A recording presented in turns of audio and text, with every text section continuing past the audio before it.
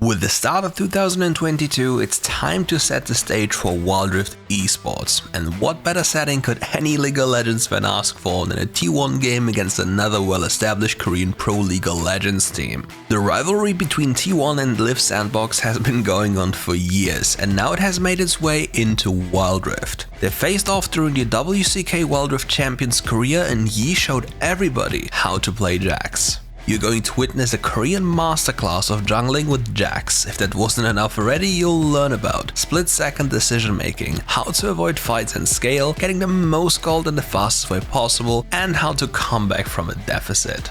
At the moment, the most typical jungle clear is a full red side clear into scuttle transition. Depending on the position of the minion wave in mid, it's not rare to see both junglers face off for a brief 2v2 in the mid lane and then transition towards a safe scuttle crab. This clear grants the most information and safety alike and guarantees a smooth transition through the early stages of the game.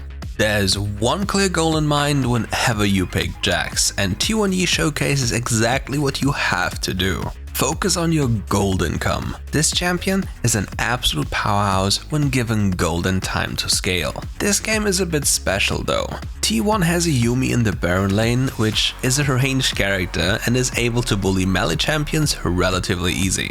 Given the fact that Yuumi is allowed to freely deal with the wave as she pleases, she's able to set up something very powerful when combined with a jungler. Rather than just going for the scuttle crab after fully clearing the red side jungle, Yi decides to skip the crab. But why does he do that? Pay close attention to the wave state in the Baron lane. It's a massive wave that's slow pushing into the Garen. While that wave is pushing towards Garen, Yuumi is constantly harassing him while even using the ignite to lower the healing from the honey fruit.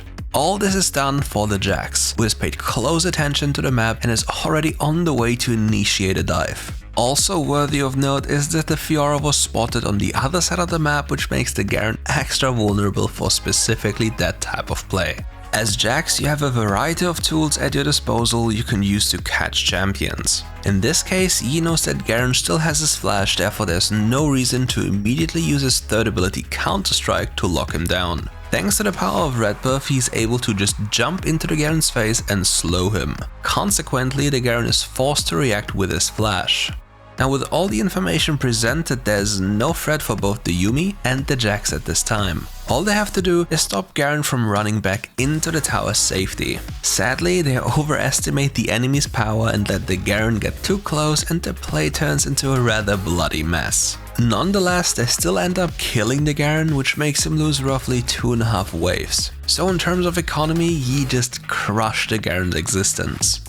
As the game goes on, you want to ideally put yourself into a side lane to accumulate gold. You want to circle farm your jungle while soaking lane experience and gold as well, as your champion scales brutally into the later stages of the game. Specifically for this game, this strategy is extra powerful. The reason for this is the Yuumi pick for T1. She allows Yi to permanently farm her lane while getting jungle camps without losing anything, as she's eternally attached to him.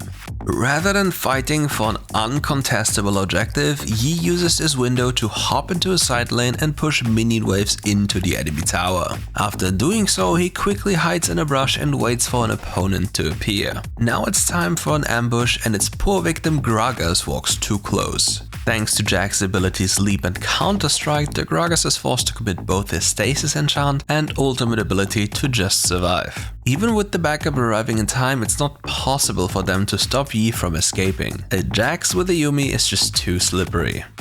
Next up comes the highlight of this game, the Dance of the Elder Dragon. Losing the Elder would result in a tragedy, however no team can just recklessly make a move. They have to wait until they're presented with an opportunity. While Jax is hitting the Elder Dragon, the enemy finally pulls the trigger. The Gragas flash body slams into two of his teammates, and Yi is thrown away by Gragas' ultimate ability, Explosive Cask. As the initial wave of crowd control spells is used on his teammates, there's no more reason to hesitate for T1's jungler. He immediately flashes back into the action and begins his retribution arc. Look closely, there's nothing available anymore that could stop the Jax from going on a rampage. Bonk by bonk, they're getting removed from the Wild Rift and sent back into the fountain to pray that they're given yet another chance to win.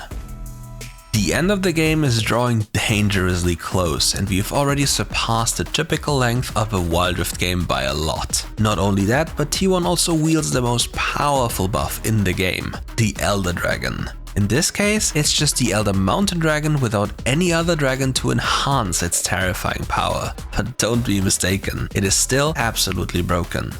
Knowing about this dragon's power, Liiv Sandbox Gaming feels forced to make a move as they spot Diana, who is stuck dealing with a massive minion wave in the side lane. In expectation of such a play, you however is already in position to respond in proper fashion. Patiently waiting for backup to arrive, he sits in a brush ready to leap strike in at a moment's notice. As Alistar places down the ward into the Baron pit, he calmly analyzes the situation, and with the Baron Nashor below 4000 HP, he makes the decision to take action. Pre-channeling his third ability Counter-Strike and leap striking into the pit make up for the perfect opener.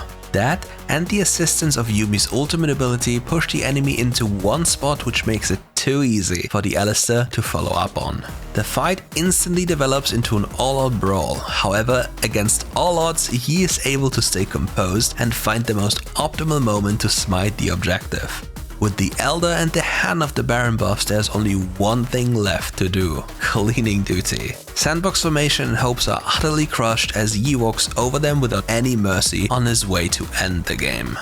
After this incredible comeback, it's time to recap on Yi's performance. After a reckless early game that backfired on T1, he managed to slow the game down and wait for his champion to turn into an unstoppable beast. One might even say he turned into the unkillable Demon King Faker himself. Like a phoenix from the ashes, he rose once more to send LSB back into their fountain and presented us with a comeback you rarely get to witness. Even though he slowed the game down, he still managed to get 100% kill participation and dealt over 1100 damage per minute. You want to see more Korean Wild Rift? Then make sure to check out the upcoming matches in the WCK Spring playoffs. You're going to see great esports dynasties fight for their place against new and upcoming Korean talent. Ready? Because we got next. All you have to do is tune into the original broadcast over at the official LCK_Korea Twitch channel. If you want more WRE content, follow Wild Rift Esports on social media to stay up to date with the best gameplay in 2022. Thank you for watching and see you soon for more WRE content.